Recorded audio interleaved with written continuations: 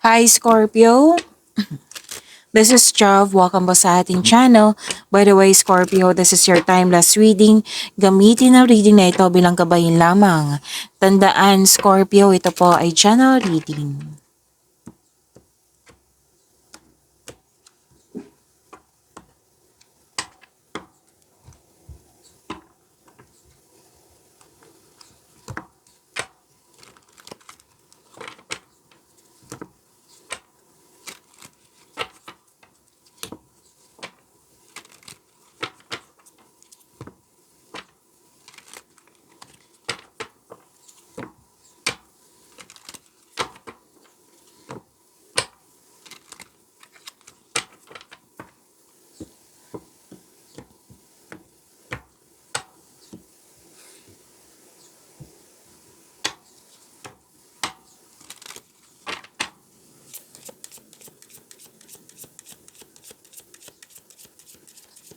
Angel number para kay Scorpio. Angel number 2828, abundance. Abundance is yours. Oy, wow, ang ganda. Abundance is yours. Abundance is yours to claim, be open to receive the gifts of the universe. Ang ganda naman, claim niyo po. Abundance. Wow. Magkakatanggap ka ng tulong o regalo or pwedeng ikaw nagbigay nito kasi nakatanggap ka ng malaking blessings. Naging generous ka. So, claim niyo po abundance. Yes, claim niyo po, Scorpio. You deserve this.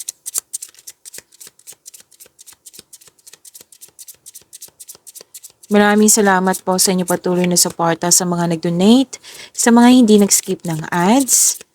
Subscribe na po kayo sa ating channel at click bell notification para updated po kayo sa video natin. Para sa mga gusto magpa-reading po, comment po kayo ng personal reading and check my reply sa comment section.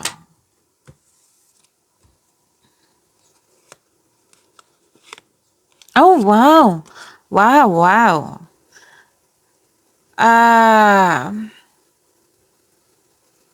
Okay.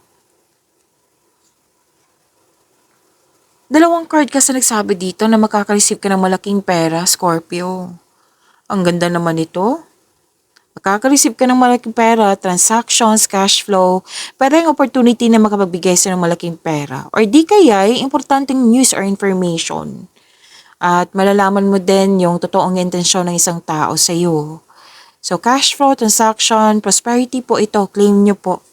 Kaya nga mas sinabi dito yung angel number nyo na 2828, abundance is yours. You deserve this ha, Scorpio. Claim nyo po. Huwag nyo kalimutan i-claim.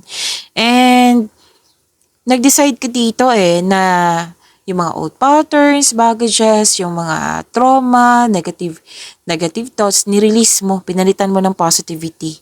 Ang ilan sa inyo, nag-connect sa nature,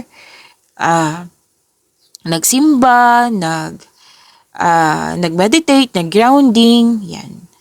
At may grupo ng tao dito and I believe this is your family Scorpio. Oo, na very supportive sa'yo. Tapos sinuko mo lahat yung worries mo kay God at anong tawag nito? Anong tawag nito? Sinuko mo lahat yung worries mo kay God. Oo. Tapos nagkaroon ng spiritual growth and personal development. Yan.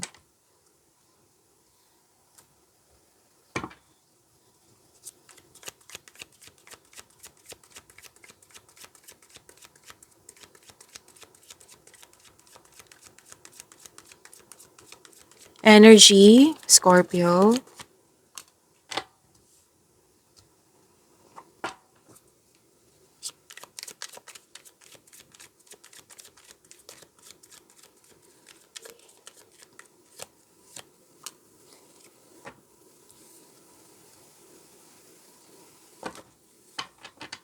Para sa mga bago dito, kung may napansin ko yung repeating message, yan po yung pinupush ng card sa inyo. Like for example, nanood kayo sa inyong monthly, weekly, daily, first half, second half, 2026 reading. Marami kayong 2026 reading. Oo, napanood nyo na ba, Scorpio? At dito 10, at may napansin kayo na repeating message, yan po yung pinupush ng card sa inyo na kailangan yung bigyan ng atensyon, solusyon, at aksyon kung maaari po. So na yung energy ni Scorpio.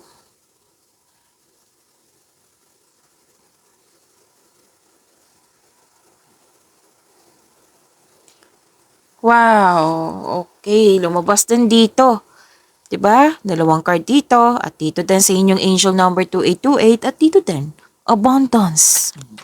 Claim nyo ha, deserve nyo yan. Claim nyo po. Scorpio, may parating na blessings, gift from the universe, posibleng new job opportunity or unexpected sum of money. Para din nag-take ka ng first steps para ma-enhance or ma-increase yung kaperahan mo po.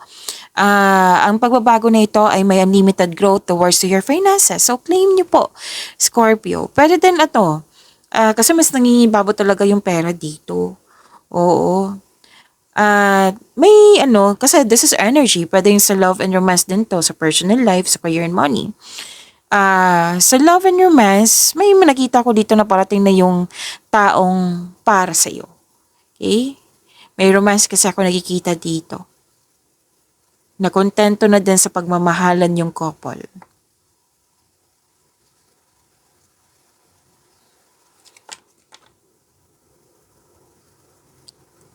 Okay. Lalo na't paggabi, nag-overthink ka malalim yung iniisip mo. Oo, baka kailangan mo ng kausap or mag-journal ka. Okay? Kasi overthinking, pwedeng worries, fear, doubt, hesitation, or anxiety ba to, or stress, pwedeng pagod. So, kailangan ng pahinga. Kailangan ng time for reflection, which is sinabi dito. Kaya ko kinuha to Sinabi kasi dito, di ba, na nag-decide ka, at the end of the day, nag-decide ka, na-release mo itong mga negativity na ito, na pinapalitan mo pinalitan mo ng positivity. Kumbaga, magkakaroon siya ng healing. Okay?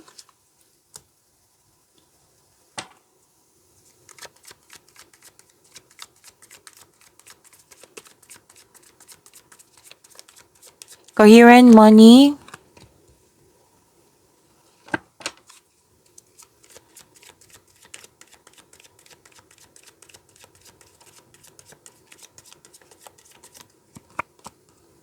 Okay, I don't read reverse card.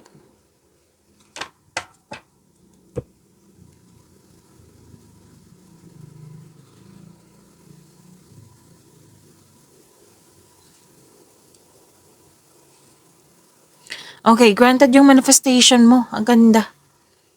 Solid beginnings po ito. Any kind of application matatanggap po. Like for example, job application, loan application, scholarship application. Kung ano man yan, matanggap po kayo. At ang ilan nga sa inyo, kakasimulan ng negosyo, trabaho, sa mga ginagawa dyan. Ang advice ng card nyo dito, patuloy mo lang ang pagsisikap, tutukan mo ito kasi magkakaroon po ng self and financial growth. Tapos maging bukas din kayo sa mga advice ng nakakatanda sa iyo or may well experience na sa buhay, karera. Sa iyong buhay, karera.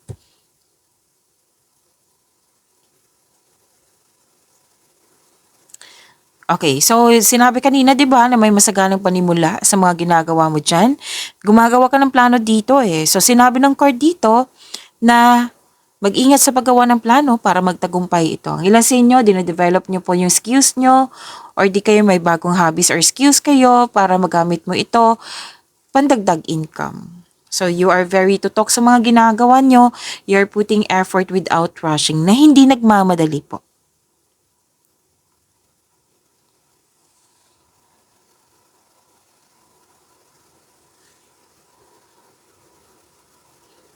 Okay, dalawang card kasi ang sabi dito na don't rush things, pero nakikita ko naman dito hindi ka nagmamadali. Kasi nga, very focused ka. Okay. So ayusin ko lang ha. Kasi sinabi kanina, di ba, na don't rush things, hindi ka nagmamadali. May energy ka sa dito na pwedeng nainip ka kasi nagmamadali ka or excited ka. So, sinabi ng dalawang card dito, balanse, huwag magmadali. Okay? May ilan ka sa dito na energy na nagmamadali.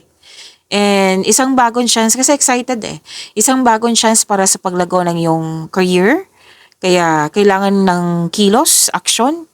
Oo. At huwag mag-alala kasi you are divinely guided, meaning to say, nakadestiny to sa iyo itong pagkakataon na ito. And pwedeng papasok ka sa kasosyo or sa negosyo or may magbigay na puhunan sa iyo upang tulungan ka sa napalakihin ng iyong mga idea at dalhin ang mga plano mo sa susunod na antas para matupad yung goal mo sa buhay. Tutulungan ka ng taong ito. Pwede din na material na bagay to, puhunan kasi. Pwede din na ideas, pwede din moral support.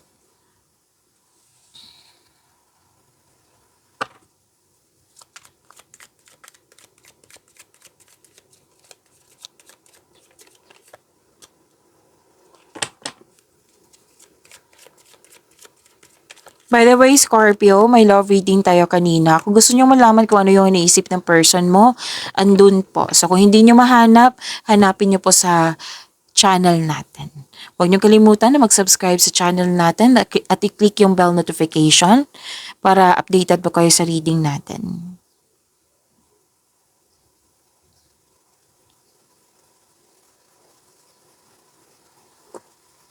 Okay, sa mga single dito, gusto nyo pumasok sa buhay ng pag-ibig. Kaya lang, aminado ka dito na may trauma sa nakaraan. Kailangan mo nang i-release ito. Try to fix and forgive yourself first bago tumanggap ng yung pumasok sa buhay relasyon, bagong pag-ibig. Okay? Para mas maging magaan yung bagong simula. Para sa mga relasyon sa buhay mag-asawa, mahabang pasensya mo sa isang tao, na kasi nagkaroon ng mataas ng ego or pride, na nakaramdam ng pagod pero hindi ka naman susuko dito. So, subukang maglaan ng oras para mag-usap kayo ng mahinahon. Gawa kayo ng adjustment para magkasundo kayo.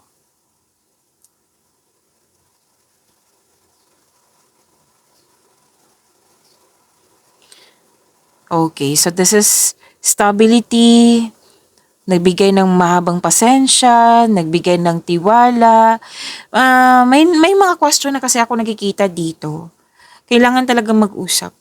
You need to take things slow if you want the relationship to last. Mag-usap po. Okay? Pag-imanin niyo po yung blessings sa binigay sa inyo, Scorpio. See you tomorrow. Maraming salamat.